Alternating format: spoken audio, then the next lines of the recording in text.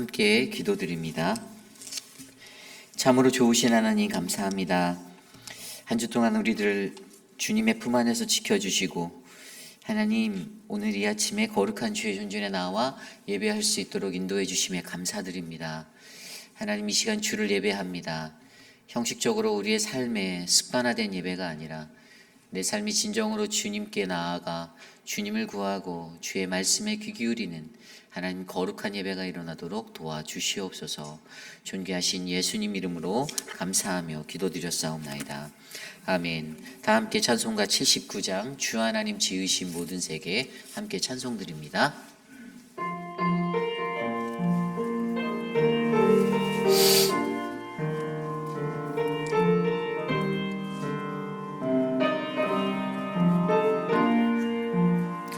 주 하나님 지으신 모든 세계 내 마음속에 그리어볼 때 하늘의 별 울려 퍼지는 데서 주님의 권능을 주에 찾네.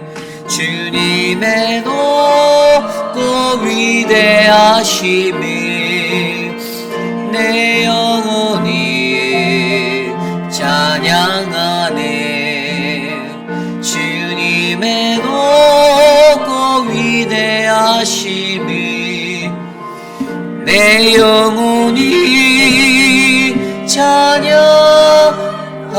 찬양하네. 숲속이나 험한 산골장에서 지저귀는 저 새소리들과 고요하게 흐르는 시냇물을 주님의 솜씨 노래하도다. 주님의 높고 위대하심이 내 영혼이 찬양하네. 주님의 높고 위대하심이 내 영혼이 찬양하네. 주 하나님 독생자 아낌없이 우리를 위해 보내주셨네. 십자가에 피 흘려 죽으신 주 내 모든 죄를 대속하셨네. 주님의 높고 위대하심이 내 영혼이 찬양하네. 주님의 높고 위대하심이 내 영혼이 찬양하네. 내 주 예수 세상에 다시 올 때 저 천국으로 날 인도하니 나 겸손히 엎드려 경배하며 영원히 주를 찬양하리라. 주님의 높고 위대하심이 내 영혼이 찬양하네. 주님의 높고 위대하심이 내 영혼이 찬양하네. 아멘. 오늘 우리가 드리는 모든 예배를 위해 함께 기도합니다. 하나님, 그 크신 하나님을 우리가 바라봅니다. 이 예배 안에서 우리를 만나주시고 우리에게 말씀하옵소서. 함께 이 시간 합심하여 기도드립니다. 하나님 감사합니다. 하나님 우리의 삶 가운데 거룩한 주님과 동행할 수 있는 은혜를 베풀어 주셔서 감사합니다. 그 크신 하나님을 구하며 하나님이 창조하신 온 천하 만물 가운데 우리가 거하고 우리가 주 하나님의 구원을 바라볼 수 있는 믿음의 삶들이 되기를 원합니다. 주님, 놀랍고 크고 놀라운 그 하나님의 은혜에 감사하며 하나님, 우리가 오늘 이 시간 주님 앞에 섭니다. 하나님, 우리에게 말씀하시고 그 세밀한 음성을 바르게 들을 수 있는 영적 분별력을 우리에게 허락하셔서 하나님, 우리가 좌로나 우로나 치우치지 아니하고 하나님, 온전한 주님의 말씀의 법을 따라 거룩한 주님과 함께 동행할 수 있도록 인도하여 주시옵소서. 하나님, 사랑하는 우리 회빛 한인 장로교회, 하나님 예배가 충만한 교회, 은혜가 충만한 교회가 되기를 원하오니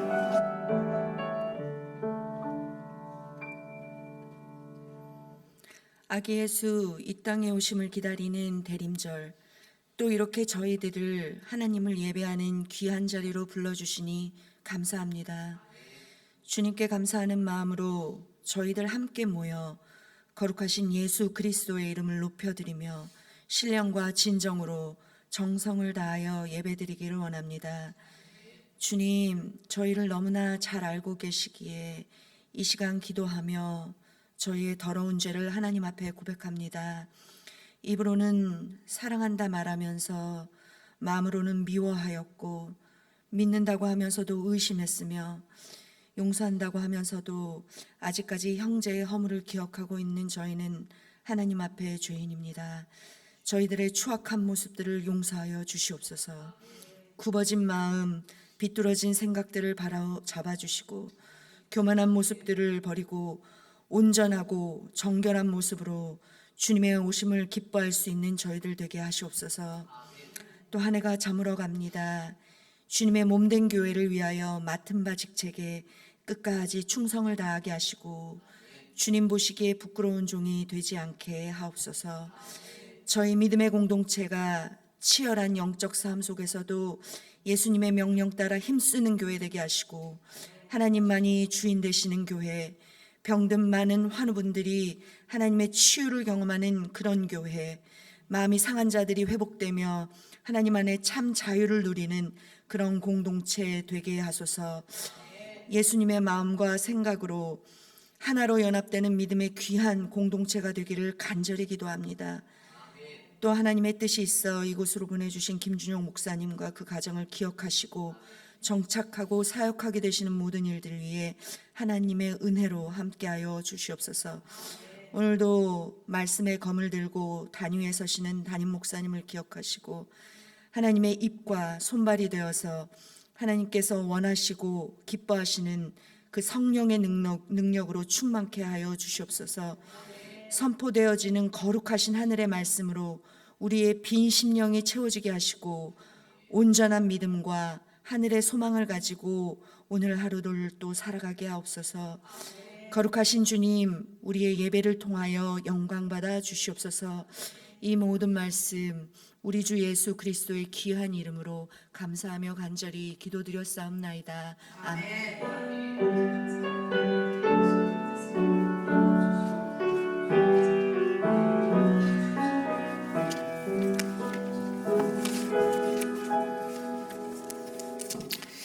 오늘 읽어 주신 하나님의 말씀은 욥기 38장 19절에서 38절까지의 말씀입니다.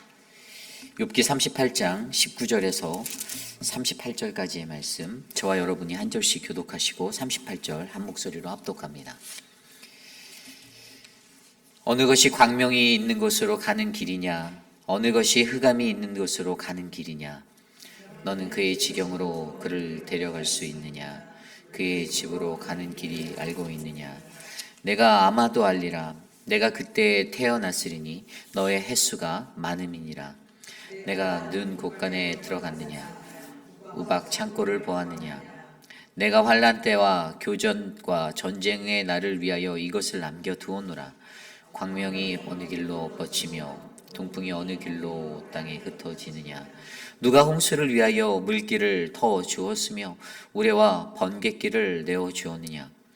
누가 사람 없는 땅에 사람 없는 광야에 비를 내리며 황무하고 황폐한 토지를 흡족하게 하여 연한 풀이 돋아나게 하였느냐? 비에게 아비가 있느냐? 이슬방울은 누가 낳았느냐? 얼음은 누구의 태에서 났느냐? 공중의 서리는 누가 낳았느냐? 물은 돌같이 굳어지고 깊은 바다의 수면은 얼어붙느니라. 내가 묘성을 메어 묶을 수 있으며 삼성의 띠를 풀 수 있겠느냐? 너는 별자리들을 각각 제대에 이끌어낼 수 있으며 북두섬을 다른 별들에게로 이끌어갈 수 있겠느냐? 내가 하늘의 궤도를 아느냐? 하늘로 하여금 그 법칙을 땅에 베풀게 하겠느냐? 내가 목소리를 구름까지 높게 넘치는 물이 내게 덮이게 하겠느냐? 내가 번개를 보내어 가게 하되 번개가 내게 우리가 여기 있나이다 하게 하겠느냐? 가슴속의 지혜는 누가 준 것이냐? 수탉에게 슬개를 준 자가 누구냐? 누가 지혜로 구름의 수를 세겠느냐? 누가 하늘의 물주머니를 기울이겠느냐? 티끌이 덩어리를 이루며 흙덩이가 서로 붙게 하겠느냐? 아멘. 하나님이 주시는 영적 질문들이라는 말씀의 제목으로 함께 하나님 말씀 전하겠습니다. 하나님이 주시는 영적 질문들. 우리가 계속해서 욥기의 말씀을 묵상하고 있습니다. 이제 욥기의 말씀이 거의 대단원의 막의 마지막으로 다 다다랐습니다. 욥이 하나님의 주시는 그 허락하신 시련을 통하여서 시험을 통하여서 고난을 당하고 그리고 그 고난 속에서 자신의 모든 것을 잃고 세 친구가 그를 위로한다고 찾아왔지만 그와 함께 논쟁하며 그 고난을 이해하지 못할 때 그는 큰 고난의 자리에 놓이게 되었죠. 그리고 엘리후라는 사람이 하나님이 나타날 즈음에 그가 대신 등장하여서 다시 욥과 논쟁을 하며 욥의 고통을 아직도 완전하게 해결하지 못한 그 어려운 그 상처의 자리로 남게 만들었습니다. 그러고 이제 우리가 38장부터 앞으로 41장까지 그토록 기다리던 하나님이 등장하셔서 이제 하나님이 욥이 가지고 있었던 그 고난에 관한 궁금증의 문제들을 그 질문들을 하나님이 풀어내 주시기를 그렇게 시작합니다. 좀 더 다른 차원의 이야기가 이어지는데요. 사실 이 구절들을 38장부터 오늘 말씀 또 41장까지 계속 읽다 보면 이것이 좀 이렇게 오묘한 말인 것처럼 들려지는 그러한 말씀이에요. 그런데 이 말씀들은 하나하나 조목조목 따져볼 수도 있지만 영적인 눈을 열고 이 말씀을 들여다보면 이 욥에게 그동안 찾아왔던 그 고난의 자리에서의 질문들과 그가 궁금해하고 근심해하는 모든 문제들을 해결할 수 있는 참된 진리가 영적으로 담겨져 있습니다. 오늘 저와 여러분들에게 주어지는 이 말씀 속에서도 우리는 그 하나님의 섭리, 바로 하나님이 갖고 계신 구원을 향한 그 구원의 계획과 그분의 그 섭리를 발견하는, 이해하는 이 영적 질문들을 함께 말씀으로 들여다보려 합니다. 오늘 저와 여러분도 우리 안에 주시는 이 말씀 안에서 우리가 가지고 있는 우리의 삶의 고난의 자리에 일어나는 수많은 질문들의 문제가 하나님이 말씀하시는 그 세밀한 음성 가운데서 영적으로 해결받는 아름다운 시간 되기를 간절히 소망합니다. 오늘 첫 번째로 하나님이 주시는 영적 질문들, 우리는요 가장 먼저 이 영적 질문을 하는 주체와 질문받는 주체에 대한 선명한 이해를 먼저 하셔야 합니다. 우리가 어제 말씀을 통해서도 들여다보았지만 하나님이 질문하세요. 오늘 말씀을 들여다보면 읽다 보면요 거기에는 너는, 내가, 그 다음에 너의 이런 단어들이 계속해서 반복되어져 나오고 있어요. 하나님이 질문하는 그 질문의 대상자인 그 대상자를 나타내주고 있는데 욥에게 이것에 대해서 이야기하고 질문하는 것이죠. 그런데 어떤 것을 말로 풀어내주기보다는요 어떻게 해요? 질문을 통해서 그에게 말하고 계신다라는 거예요. 오늘 말씀 19절만 보아도요 어느 것이 광명이 있는 곳으로 가는 길이냐, 어느 것이 흑암이 있는 곳으로 가는 길이냐, 질문의 형식으로 말씀하시거든요. 20절에도 너는 그의 지경으로 그를 데려갈 수 있느냐, 그의 집으로 가는 길을 알고 있느냐, 이 질문이에요. 욥이 던졌던 그 질문으로 응답하고 계신 하나님을 우리는 마주하고 있습니다. 그때 우리는요 이러한 생각을 해야 돼요.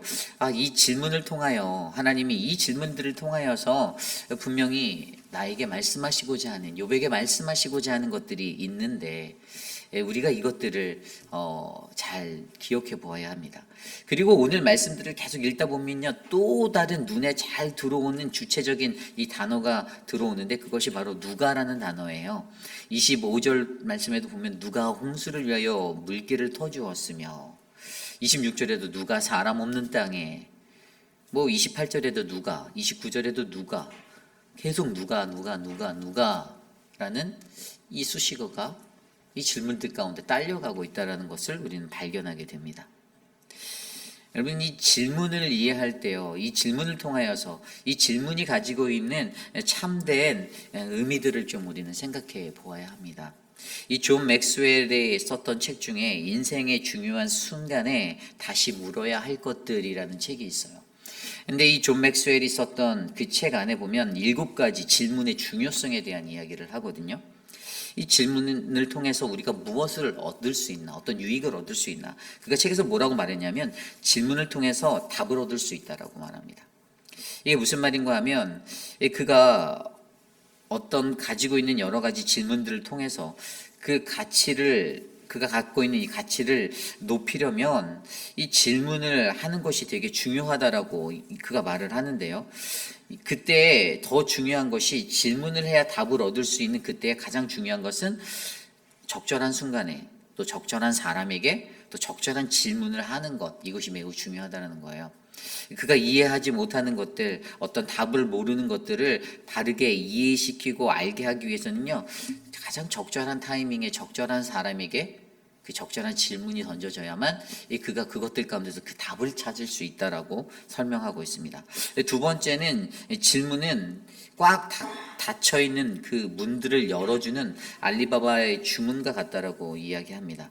이 다른 말로 하면 무슨 말이냐면 아는 척하기보다는 이런저런 것들을 질문하는 것이 옳다라는 겁니다. 이 문이 다 닫혀져 있는데 그 문들을 꼭 열어야만, 꽉 닫힌 문들을 열어야만 우리가 그 문제들을 해결할 수 있는데, 그것을 열기 위해서 가장 먼저 시도해야 되는 것이 이 질문을 통해서 이것들을 할 수 있다는 거예요. 그리고 또 질문은 타인과의 연결고리를 만드는 가장 효과적인 방법이다라고 말합니다. 여러분, 우리가 길을 찾아서 가다가 길을 모르면 어떡하죠? 누군가에게 질문하잖아요. 그런 적이 있으시죠? 어디로 가야 하죠? 근데 그 사람이 내가 아는 사람인가요? 모르는 사람이잖아요.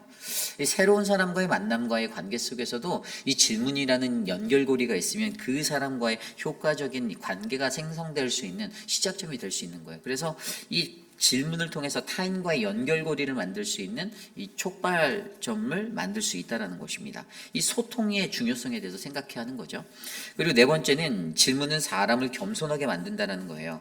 이건 뭐냐면 질문자 스스로가 내가 얼마나 연약한 존재이고 스스로에게 나 자신이 가지고 있는 약한 모습들을 인정하고 다른 사람에게 물어볼 수 있는 용기를 갖게 하는 그 자세인 거예요. 이 자존심만 세 갖고 끝까지 그냥 그 설악산은 제주도에 있다고 우기면 이게 말이 안 되는 거잖아요. 그러니까 이 자존심을 비울 수 있는, 그래서 나를 겸손케 하는, 이거 바로 질문에 담겨 있다는 거예요. 다섯 번째로 질문은 좋은 아이디어를 창출한다라고 합니다.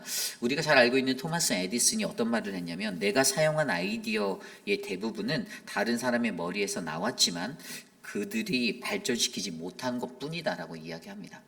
이게 뭐냐면 이 아이디어라는 것들은 모든 사람들이 다 가지고 있어요. 다만 이 아이디어를 발전시키고 더 좋은 가치로 만들어내는 그 역할들을 우리가 감당하지 못하는 것. 그래서 이 에디슨은 스스로가 자기에게 수많은 질문을 던지며 남들이 가졌던 그 아이디어를 더 좋은 것들로 발전시켜서 발명하게 되었다는 것입니다.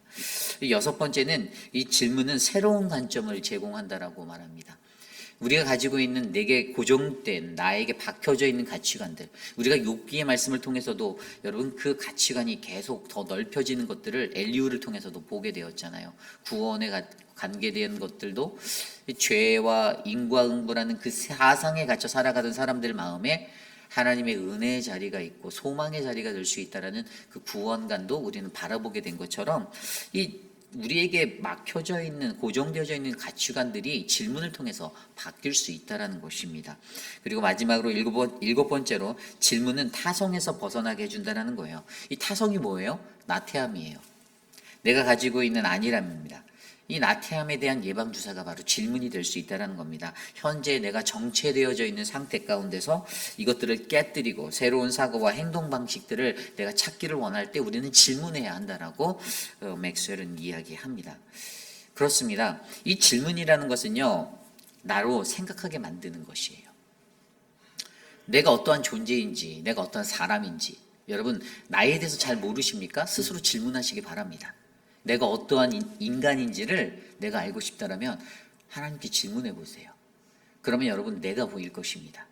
여러분들 스스로가 여러분들은 괜찮은 사람이다라고 믿으시나요? 내가 완벽한 존재라고, 나는 하나님의 완벽한 피조물이라고 생각하십니까? 난 더 이상 채워질 게 없어. 난 이 정도면 난 퍼펙트해라고 혹시 그러한 교만한 마음으로 살고 계십니까? 여러분 스스로에게 질문해 보십시오. 물론 내가 친한 다른 이들에게 질문해 보면 그래 너 괜찮은 사람이야 라고 우리 교인들이 착해서 그렇게 말씀해 주실지 모르겠지만 스스로에게 질문해 보십시오.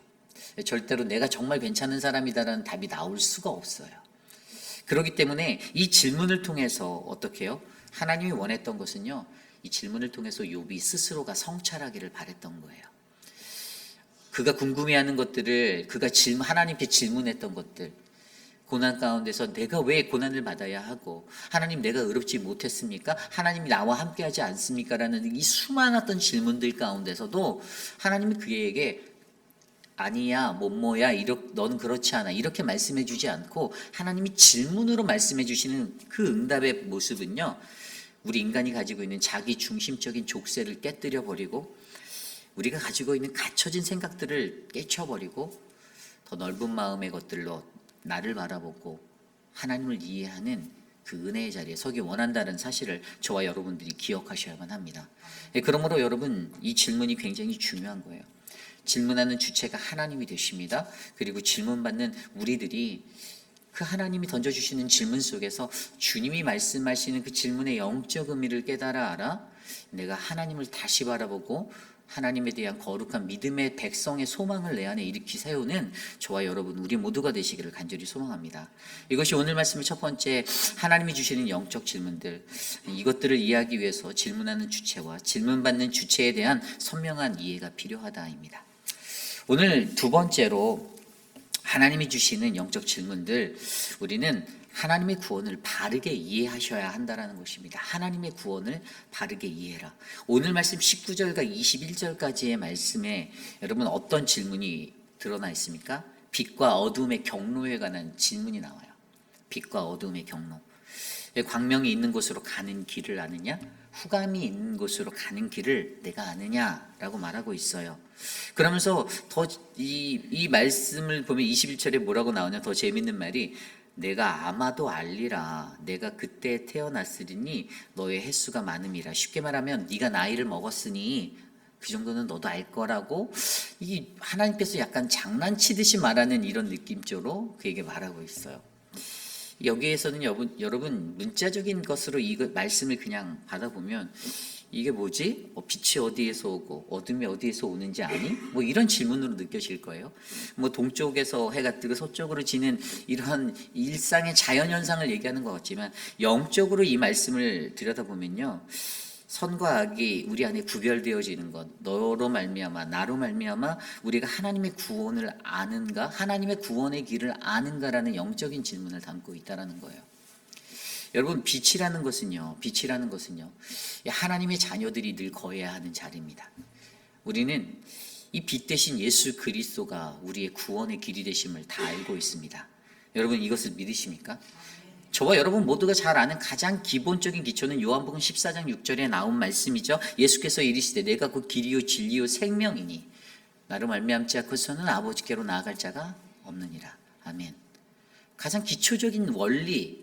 그런데 여러분 이 세상을 살아가는 수많은 민족, 수많은 사람들이 그 원리를 알면서도 어떻게 해요? 욥처럼 흔들립니다. 고난이 찾아올 때, 어려움이 찾아올 때, 내 마음이 상할 때 하나님을 의심합니다. 예수 그리스도가 길이요 진리요 생명임을 알면서도 이것들을 놓치며 살 때가 많다라는 거예요.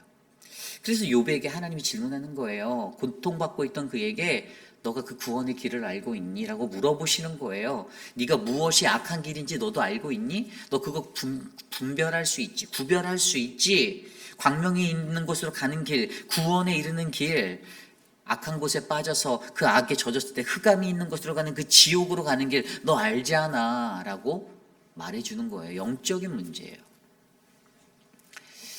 우리도 이 세상에 살면서요, 저와 여러분들도요, 내가 내 스스로는 머리로는 구원이 예수 그리스도께로라는 이 참된 진리를 다 안다라고 말해요. 그러나 어떻습니까? 고난당할 때.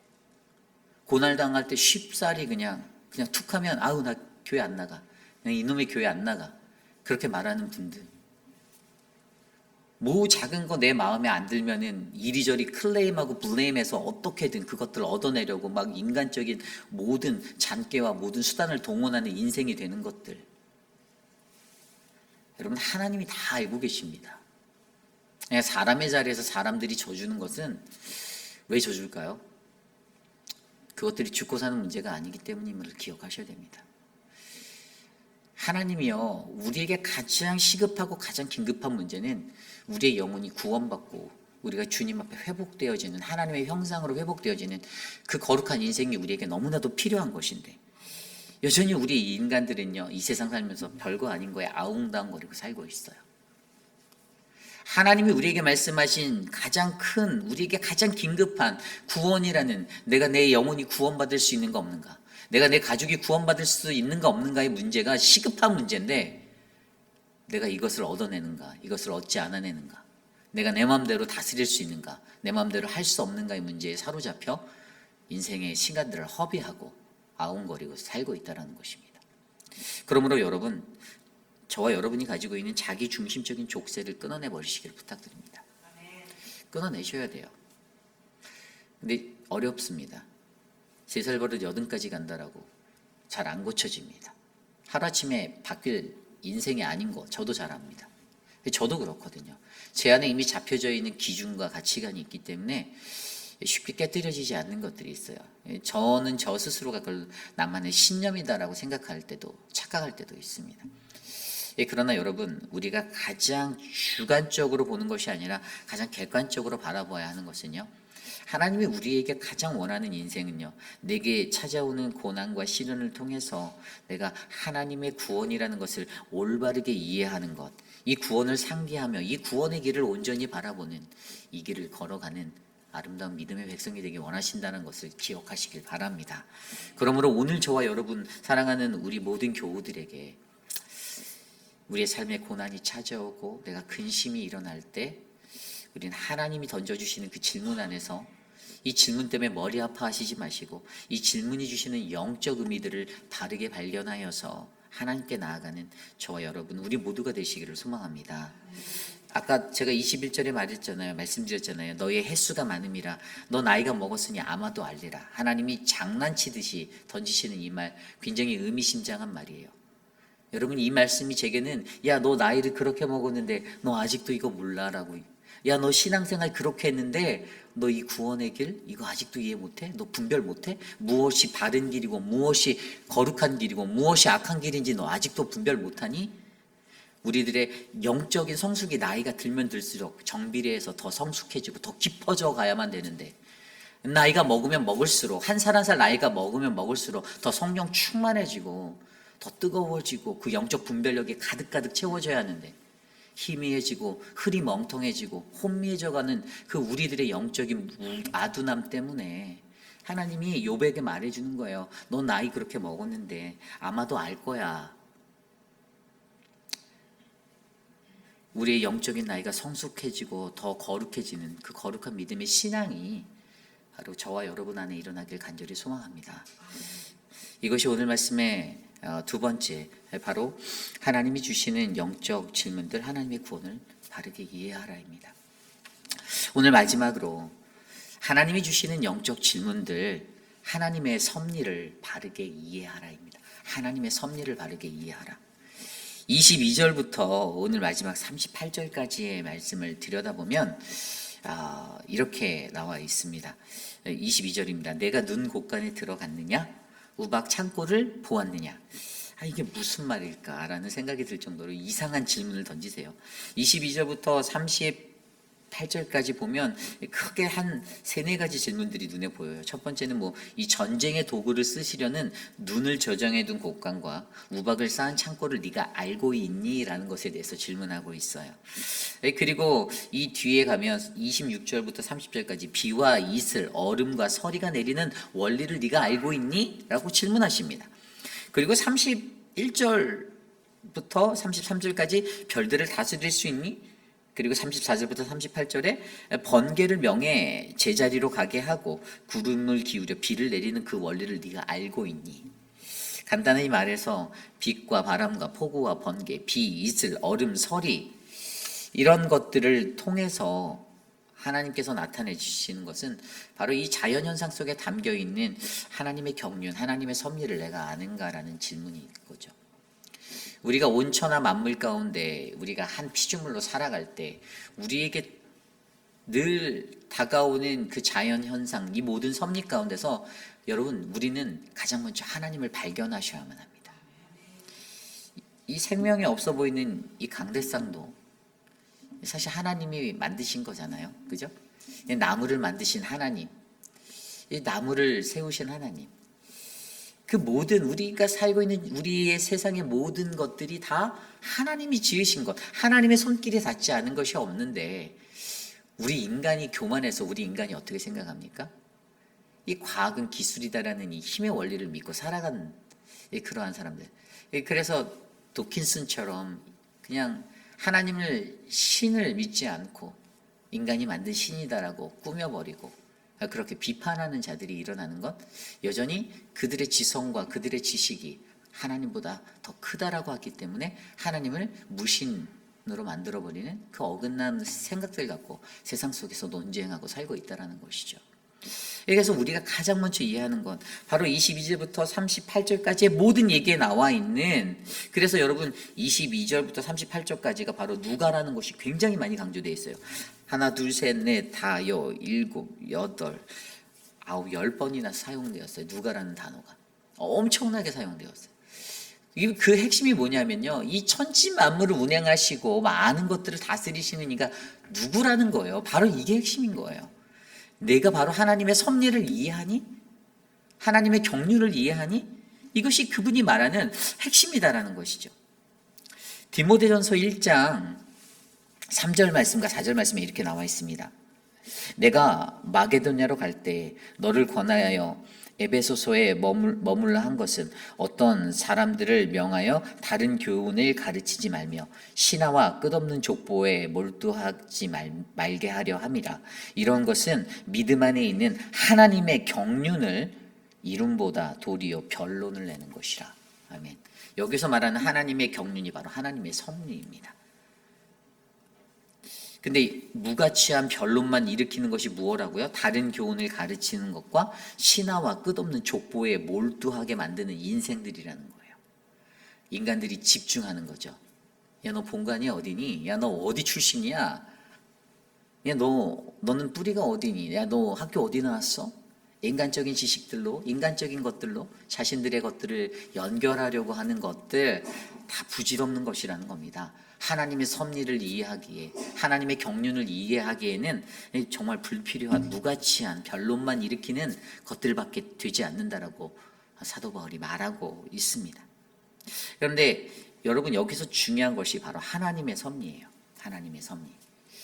좀 더 신학적으로 이것을 좀 자세하게 제가 풀어드리려고 합니다. 여러분, 하나님의 섭리가 무엇입니까? 하나님의 섭리, 말 그대로 간단하게 우리가 이 땅에 살아가면서 경험하게 되는 우리의 모든 일들은 다 하나님의 섭리입니다. 하나님의 섭리, 그 경륜은요, 바로 하나님의 구원 계획이에요. 그것입니다. 하나님은 온 땅에 죄에 빠진 인류를 건져내기 위해서, 그들을 구원하기 위해서 그분의 섭리로 모든 것들을 이끌어 가십니다. 여러분, 이걸 믿으십니까? 안 믿어지세요? 그냥 잠이 쏟아지십니까? 네, 믿으셔야만 합니다. 굉장히 중요한 거예요. 1968년도에 나온 책 중에 위트니스 리가 썼던 The Economics of God. 여러분, 하나님의 섭리를 영어 단어로 God's Economy라고 합니다. 왜 가스 이코노미라고 할까요? 하나님의 경제예요. 하나님의 경제. 이 하나님의 살림살이에요. 하나님이 한 가정의 가사에 가지고 계신 이 가정제로서 하나님의 백성에게 하나님이 그의 소유와 즐거움을 함께 주기 위해서 그 가족 구성원들에게 이것을 분배하는 것에 대한 것이 바로 하나님의 섭리, The Economy of God이에요. 이 위트니스 리가 썼던 이 The Economy of God이라는 것에 이 책에 어떠한 풀이가 있냐면 이 하나님의 가정제로서의 이 이코노미에 대해서 얘기하는데 왜 그 사람이 이것을 얘기하냐면 여기에서 이코노미라는 단어가 헬라어로 어떤 단어로 사용됐었냐면 오이코노마이라는 단어가 사용됐어요. 오이코스라는 단어 들으셨죠? 가정이에요. 그리고 보마스라는 단어가 이 법이라는 의미인데 이게 어떤 거냐면 이제 분배하고 그다음에 사용하는 것에 대한 나누는 것에 대한 이 단어예요. 근데 이 두 단어가 합해져서 오이코노마이 그래서 하나님의 경제, 하나님의 가정관리, 하나님의 가계관리 뭐 이렇게 우리가 이해할 수 있는 단어로 사용되는 거예요.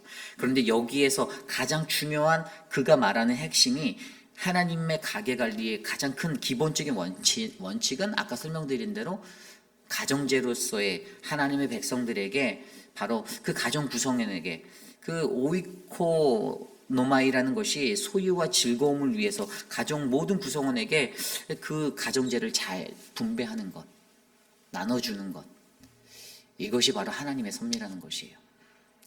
하나님이 가지고 계신 가장 큰 가정제들, 그의 모든 것들을 우리에게 나눠주시며 어떻게 해요? 저와 여러분 우리 모두가 감사하고 기뻐하고 즐거워하는 그 구원의 삶에 이르도록 하는 것이 하나님의 가정관리의 목적이고 그의 목표입니다. 이것이 바로 하나님의 섭리라는 거예요. The Economics of God. 저는 저와 여러분의 삶 가운데 이 하나님의 섭리를 이해하는 온전한 믿음의 삶이 일어나길 원합니다. 이것은요 어떤 뭐 돈 관리를 하고 매니지먼트를 하는 그러한 가계부 쓰는 이런 놀이가 아니에요.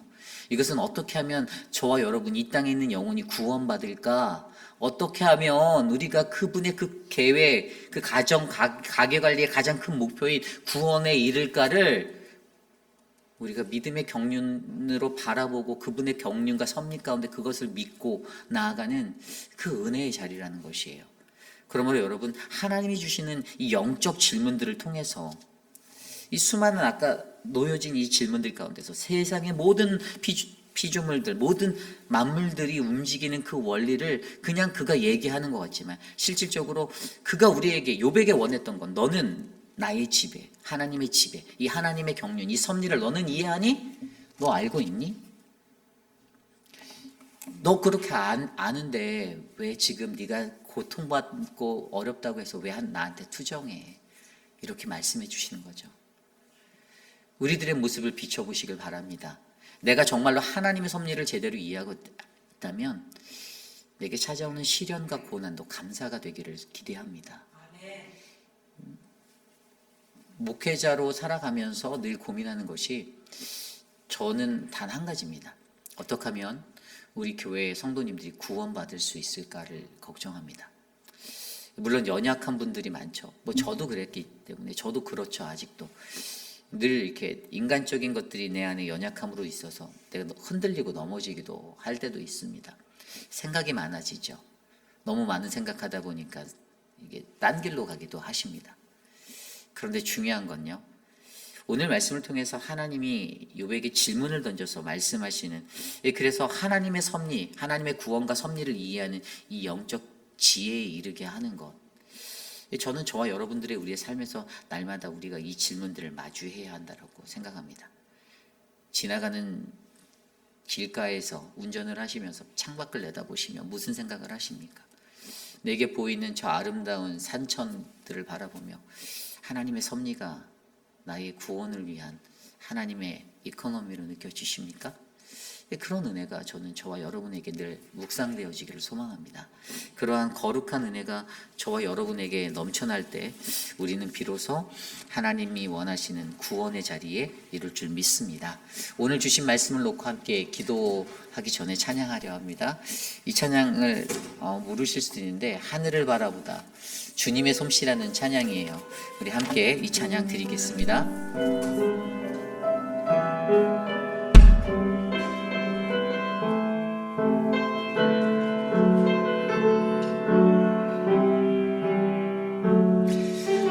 함께 찬양합니다. 하늘을 바라보라. 하늘을 바라보라. 그 넓은 저 바다도 온 세상 지으신 주님의 솜씨라.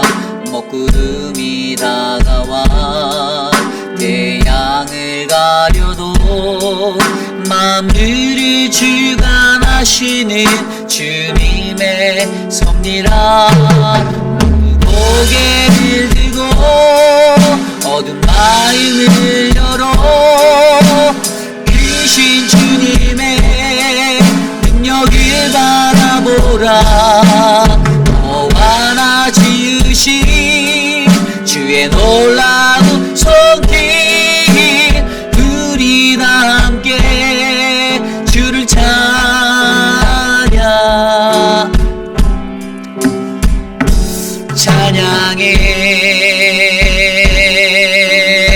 온 하늘과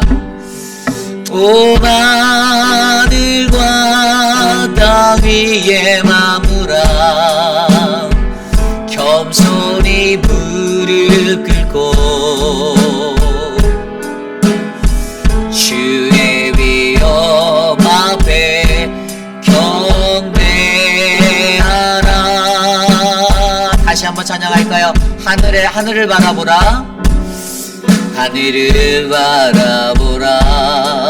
그 넓은 저 바다도 온 세상 지으신 주님의 솜씨라. 먹구름이 다가와 태양을 가려도 만물을 주관하시는 주님의 섭리라. 모두 고개를 들고 어두운 마음을 열어 크신 주님의 능력을 바라보라. 너와 나 지으신 주의 놀라운 손길 우리 다 함께 주를 찬양해.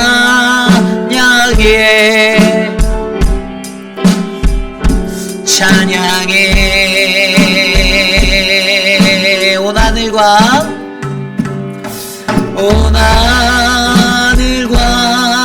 땅 위에 마무라. 겸손히 무릎 꿇고 주의 위엄 앞에 경배하라. 들의 핀 꽃을 보라. 들의 핀 꽃을 보라. 하늘을 나는 새도 만물을 지으신 주님의 솜씨라. 눈보라가 닥쳐와 온 땅을 덮어도 만물을 주관하시는 주님의 솜씨라. 모두 고개를 들고 어두운 마음을 열어 크신 주님의 능력을 바라보라. 너와 나 지으신 주의 놀라운 손길 우리 다 함께 주를 찬양해.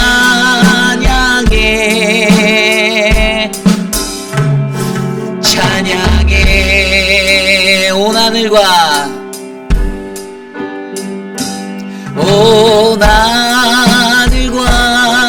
땅 위에 마무라. 겸손히 무릎 꿇고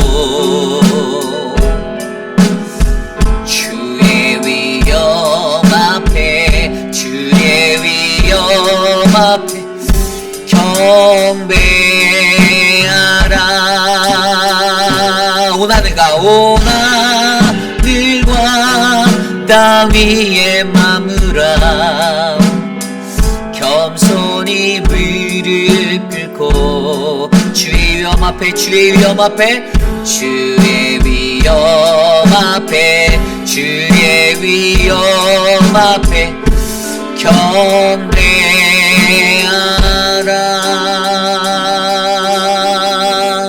아멘. 그렇습니다. 세상의 모든 것들을 지으신 분은 우리 하나님이십니다. 오늘 이곳에 서 있는 저와 여러분을 만드신 분도 하나님이십니다.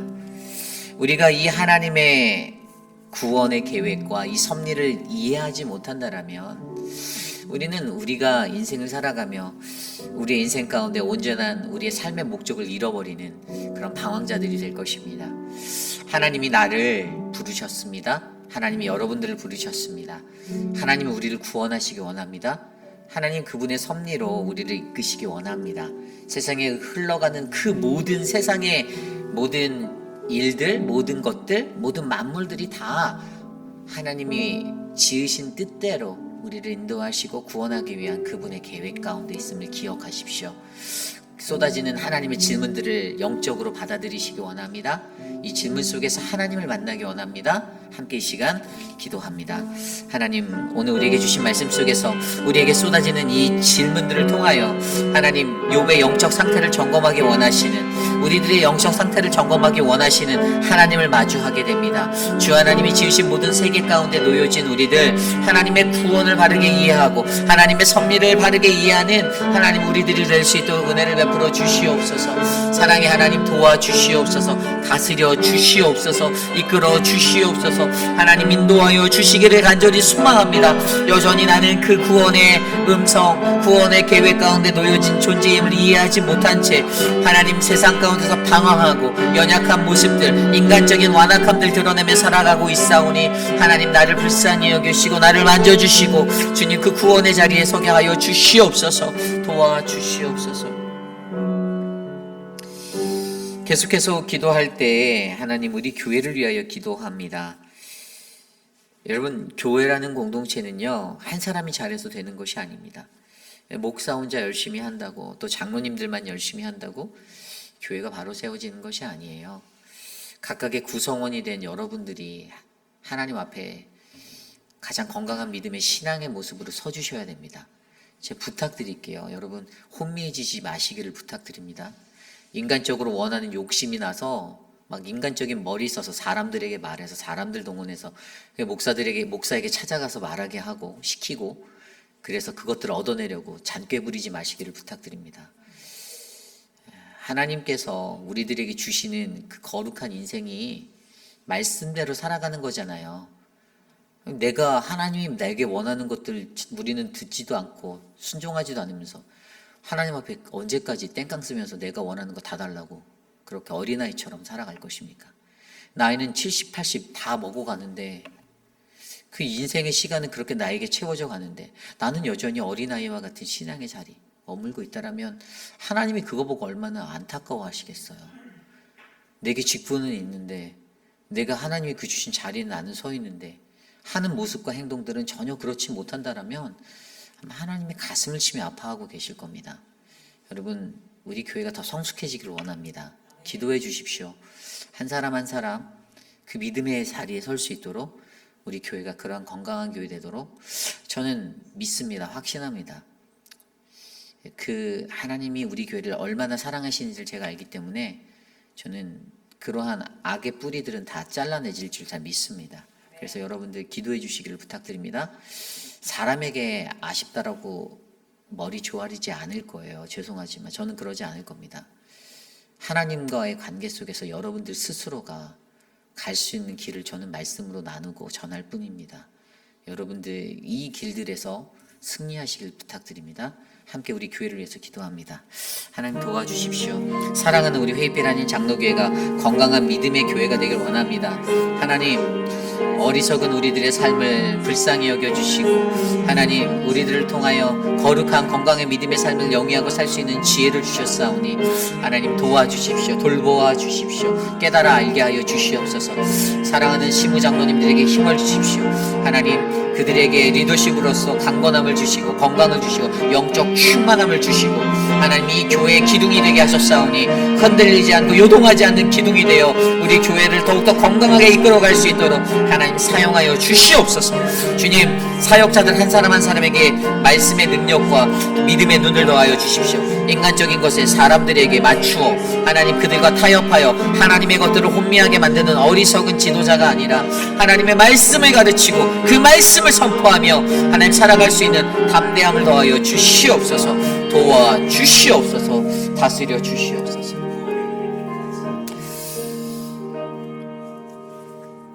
우리 김준영 목사님 가정이 믿음으로 잘 나왔습니다. 그래서 잘 도착했고요. 여러분들 특별히 사랑으로 섬겨주신 분들 너무 감사합니다. 진짜 아무것도 없는 그 아파트 안에 이렇게 주신 것들로 밥을 해 먹을 수 있게 되었고요. 또 너무나도 감사한 것 같아요. 너무나도 제가 너무 죄송하지만 뿌듯했습니다. 우리 교인들이 이렇게 섬겨주시는구나. 그래서 섬겨주셔서 김준영 목사 가정이 너무 고마워하고 있고 너무 행복해하고 있어요. 그 행복해하고 있는 게 이제 사역하면서 사람들에게 치이면서 깨지지 않기를 제가 기도하고 있습니다.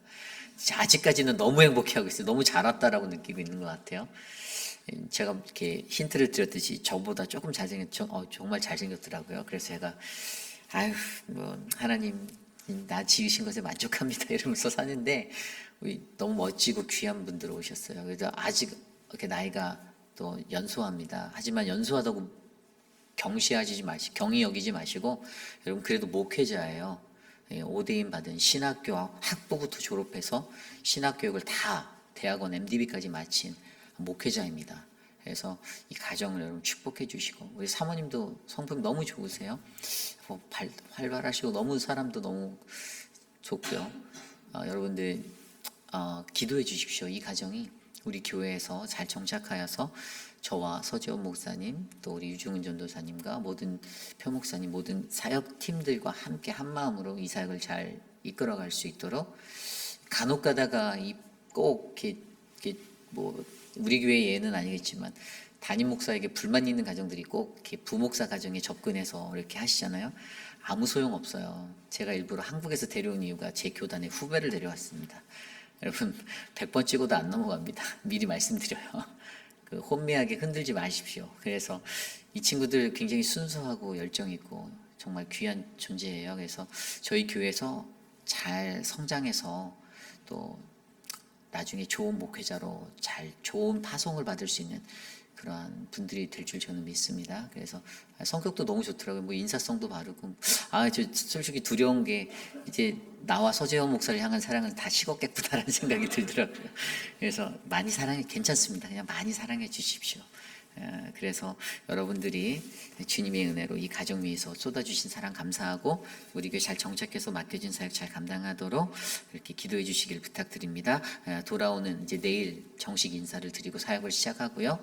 본격적으로 사역이 잘 트랜짓되는 거 그것은 이제 1월 달부터 이루어질 거예요. 찬양팀 리더하고 있는 거 서목사님이 연말까지 이렇게 하면서 서로 이렇게 일을 나눌 거예요. 수요 찬양팀, 주일 찬양팀 서로 일을 나눌 거고 성가대 일을 감당해야 되고 이제 뭐 전도팀, 청년부 일들을 맡아서 해야 되는데 기도해 주시기를 부탁드립니다. 함께 기도하겠습니다. 하나님 도와주십시오. 우리 김준영 목사님 가정, 우리 정보라 사모님, 우리 한 주 하나님 축복하여 주시기를 소망합니다. 하나님 미국 땅에 낯섭니다. 하나님 이곳에 대해 아무것도 하나님 아는 것이 없습니다. 그러나 하나님 믿음으로 불러주셨사오니 그 믿음으로 살게 하시고 이 가정을 하나님이 예비하셨사오니 좋은 것들 배우게 하시고 하나님의 거룩한 믿음의 일꾼으로 성장하도록 길을 열어주시기를 소망합니다. 저들의 삶 가운데 어려움이 없도록 도와주시고 우리 교회 안에서 섬기고 애쓸 때 하나님의 사랑을 받게 하시며 하나님의 은혜로 자라가는 믿음의 가정이 되게 하여 주옵소서. 존귀하신 하나님 은혜를 베풀어 주시옵소서.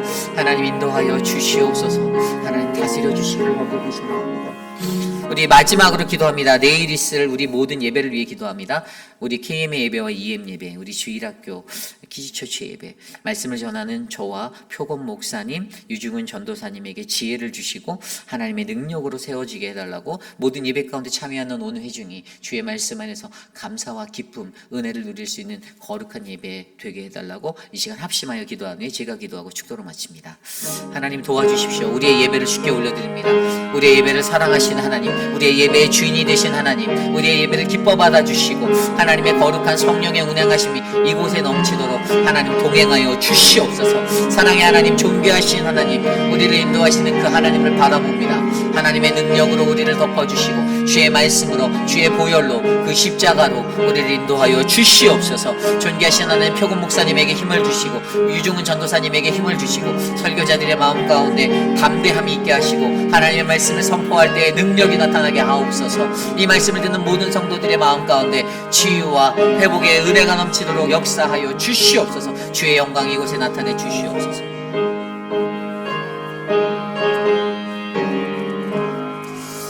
존귀하신 하나님, 감사합니다.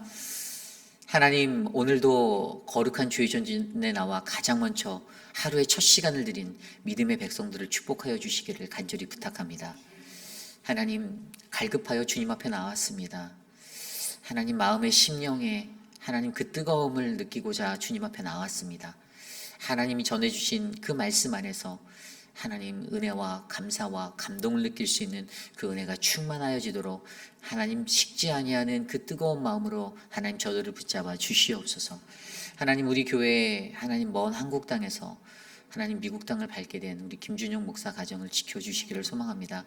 하나님, 모든 것이 생소합니다. 문화가 다르고 언어가 다르고 하나님 자라났던 삶의 경험이 다른데 하나님, 이것에서 문화 충격받지 않고 하나님 정말로 잘 적응하여서 우리 교회의 귀한 일꾼이 될 수 있도록 하나님 붙잡아 주시옵소서. 하나님, 내일 드려지는 모든 예배 가운데 하나님의 섭리, 하나님의 구원, 그 은혜의 역사 드러나기 원합니다. 말씀을 전하시는 표금 목사님, 유중훈 전도사님, 또 저에게 부족한 종들의 마음에 하나님의 성령의 은혜를 부어주시고 하나님 그 은혜를 나눌 수 있는 힘과 용기를 허락하여 주옵소서. 지금은 우리 구주 예수 그리스도의 무한하신 은혜와 그 크신 하나님의 사랑하심과 성령 하나님의 감화감동 교통하심의 역사가 오늘을 살아가며 이 땅 가운데 거하는 모든 이들, 날마다 하나님의 질문, 그 쏟아지는 질문 앞에서 하나님 나를 돌아보고 나를 점검하며 나를 더욱더 거룩한 성숙한 믿음의 사람으로 세우며 하나님, 내가 주의 구원과 주의 섭리를 바라봅니다. 하나님, 믿음으로 하나님 살게 하옵소서라고 다짐하는 사랑하는 우리 휘빛 한인 장로교회 성도님들, 오늘 이곳에 나와 주께 예배드리는 믿음의 권속들 머리 위에 지금으로부터 영원토록 함께 하시기를 간절히 축원하옵나이다. 아멘.